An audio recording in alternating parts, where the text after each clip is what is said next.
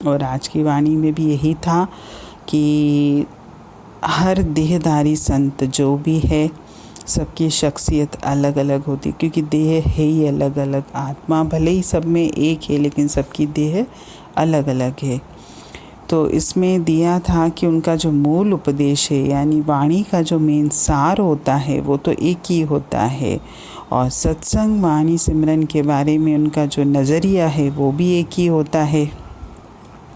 लेकिन जिन लोगों से वो बात कर रहे होते हैं यानी जिनको वो उपदेश देते हैं वो जिज्ञासु अलग माहौल से आते हैं, अलग परिवारों से आते हैं, अलग सोच के, अलग विचारधारा के होते हैं। तो इसलिए सबका उपदेश देने का ढंग भी लोगों के मुताबिक होता है, ताकि उनको वाणी सिमरन सत्संग से प्रेम आए और वो परमात्मा को प्राप्त करने का प्रयास करें।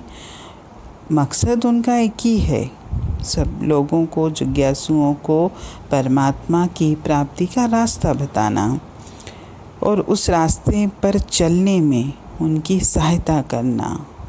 रास्ते पर चलना लोगों को है, जिज्ञासुओं को। कोई संत महात्मा आपको हाथ पकड़ के उस रास्ते पर नहीं चलाता। हाँ, जब जो भी व्यक्ति परमात्मा से प्रेम करता है और परमात्मा के रास्ते पर चलना चाहता है तो संत महात्मा उनकी सहायता करते हैं, यानी उनको रास्ता बताने में सहायता करते हैं, रास्ते पर चलने में सहायता नहीं करते।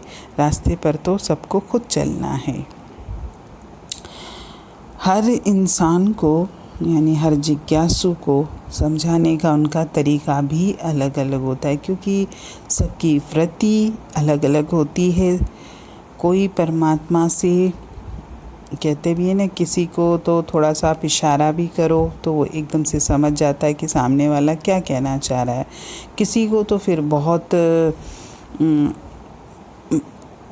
सरल ढंग से या प्रेम से या सहजता से या जीवन के अनुभवों से इस तरीके से समझाना पड़ता है, और किसी किसी को तो सिर्फ परमात्मा शब्द से ही लगता है कि सब समझ में आ गया कि वाकई मेरे जीवन का मकसद है क्या।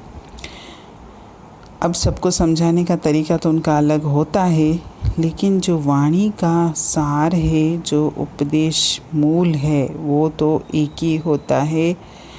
सबका रास्ता बताने का ढंग भी अलग अलग है, लेकिन रास्ता एक ही है। चलना लोगों को है और उनका मकसद भी यही है कि लोग परमात्मा के रास्ते पर चलें।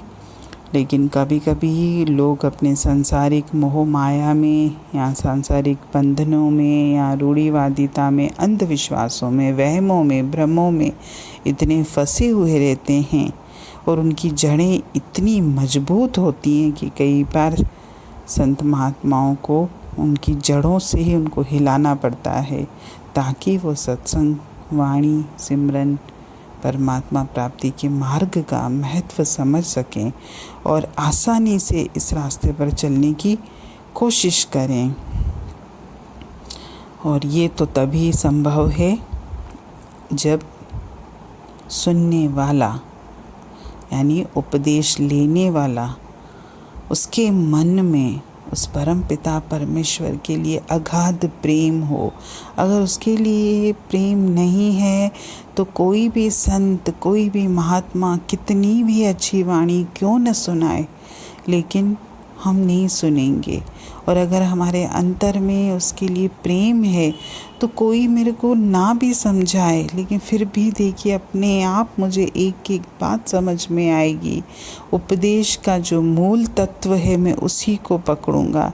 कई बार कहते भी हैं कि कुछ लोग ज्ञान सुनने जाते हैं, सुनाने वाले का मकसद क्या है वो नहीं समझते, सुनाने वाले ने क्या शब्द इस्तेमाल किए हैं, हमारा ध्यान उस पर जाता है। शब्दों पर हमारा ध्यान नहीं जाना चाहिए, उनके बताने के ढंग पर हमारा ध्यान नहीं जाना चाहिए।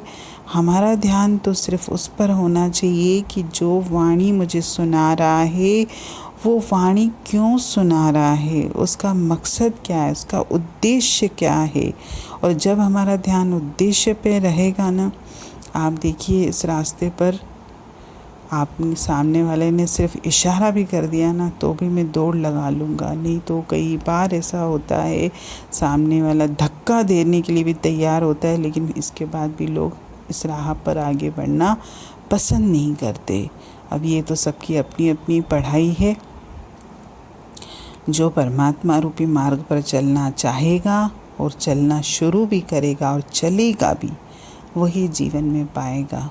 नहीं तो वाणियाँ तो खूब हैं, आप जहाँ टीवी खोल के देखो वाणियों के ढेर हैं, किताबें खोल के देखिए, शास्त्र खोल के देखिए, मोबाइल खोल के देखिए, वाणियाँ तो आपको इतनी मिलेंगी। लेकिन मैं एक कान से सुनूं, और परमात्मा ने जो दूसरा कान मुझे उसके सहयोग के लिए दिया है ना, मैंने उसका इस्तेमाल उसमें वाणी सुनने और उसको बाहर निकालने में करता हूँ, तो फिर मेरे जीवन में कोई फ़ायदा नहीं होगा। हरिओम।